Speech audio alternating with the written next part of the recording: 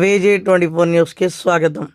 Warangal press క్లబ్లో Yashoda Malakpet hospital డాక్టర్లు జయానంద్, సుధీర్ వంశీరెడ్డి ఏర్పాటు చేసిన విలేకరుల సమావేశంలో మంగళవారం మాట్లాడుతూ సకాలంలో అత్యవసర పరిస్థితుల్లో మెదడుకు శస్త్రచికిత్స చేసి రోగి ప్రాణాలను కాపాడినట్లు తెలిపారు. అకస్మాత్తుగా వచ్చే ప్రతి తీవ్రమైన తలనొప్పిని చాలాసార్లు సాధారణ సమస్యగా భావిస్తామని, కానీ అది కొన్ని సందర్భాల్లో మెదడులో దాగి ఉన్న ప్రాణాపాయకరమైన సమస్యకు సంకేతంగా ఉంటుందన్నారు. అటువంటి అత్యంత ప్రమాదకరమైన పరిస్థితుల్లో ఒకటి బ్రెయిన్ అన్యూరిజం అని, మెదడులోని రక్తనాళం బలహీనమై బెలూన్లా ఉబ్బి ఎప్పుడైనా పగిలే ప్రమాదం ఉందని తెలిపారు. బ్రెయిన్ అన్యూరిజం పలిగినప్పుడు మెదడులో ఆకస్మిక రక్తస్రావం జరుగుతుందని తెలిపారు. ఇది క్షణాల్లో స్ట్రోక్, శాశ్వత నర సంబంధిత లోపాలు, కోమా, మరణానికి దారి తీయవచ్చునన్నారు. ఇలాంటి పరిస్థితుల్లో ఆలస్యం చేయకుండా మెదడు స్కాన్లు చేయడం, ఖచ్చితమైన నిర్ధారణకు రావడం, వెంటనే సరైన శస్త్రచికిత్స చేయడం అత్యంత కీలకమన్నారు.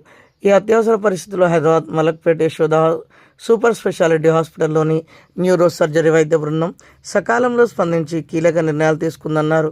తక్షణ నిర్ధారణ, అత్యవసర ఓపెన్ బ్రెయిన్ శస్త్రచికిత్స ద్వారా కలిగిన భారీ బ్రెయిన్ అన్యూరిజంతో బాధపడుతున్న 49 ఏళ్ల రోగి ప్రాణాలను వైద్య బృందం కాపాడగలిగిందన్నారు.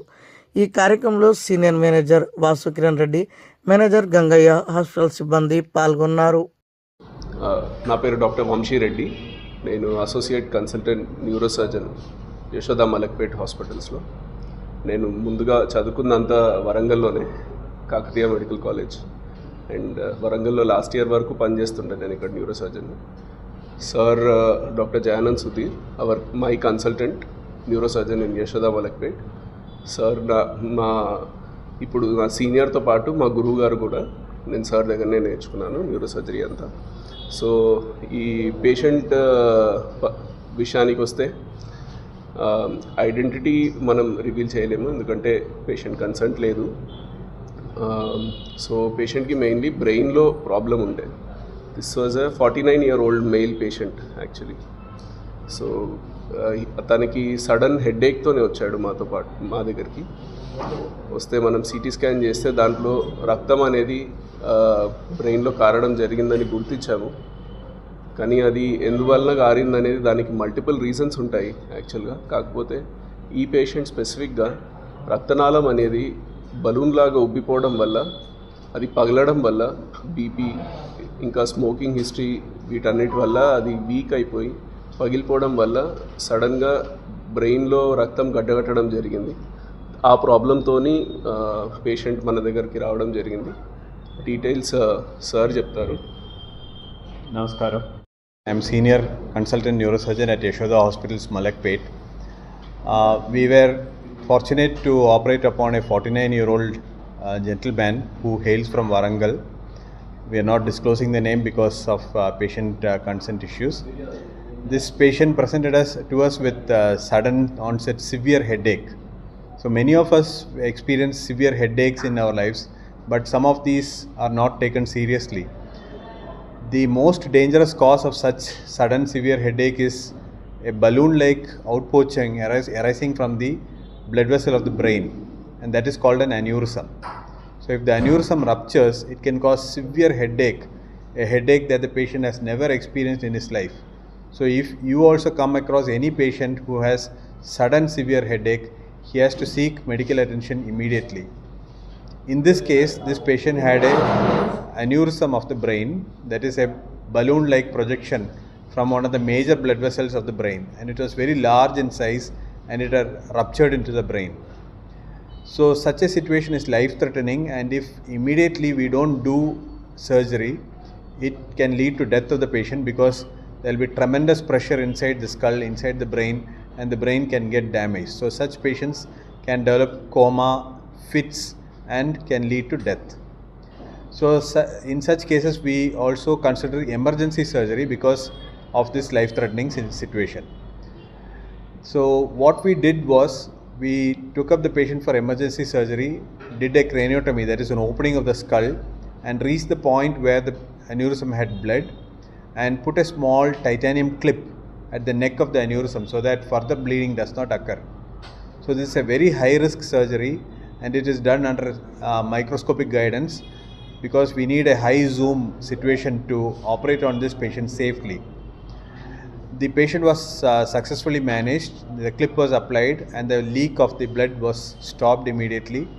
And the patient had a very smooth post-operative period.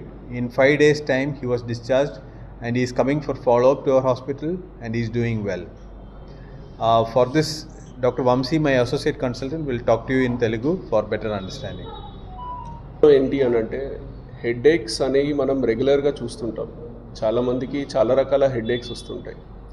కానీ పర్టికులర్ హెడ్ఏక్ సడన్గా రావడం, చాలా హై ఇంటెన్సిటీ హెడ్ఏక్తో రావడం, వాళ్ళ హోల్ లైఫ్లో అట్లాంటి హెడ్ఏక్ ఎక్స్పీరియన్స్ చేయరు పేషెంట్స్ యూజువల్గా.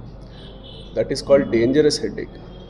అట్లాంటి హెడ్ఏక్స్ వచ్చిన పేషెంట్స్కి యూజువల్గా తలలో రక్తం గారడం, మెయిన్లీ రక్తనాళం ఏదైతే ఉందో అది బలూన్లాగా ఉబ్బిపోయి పగిలిపోవడం వల్ల యూజువల్గా అవుతుంది.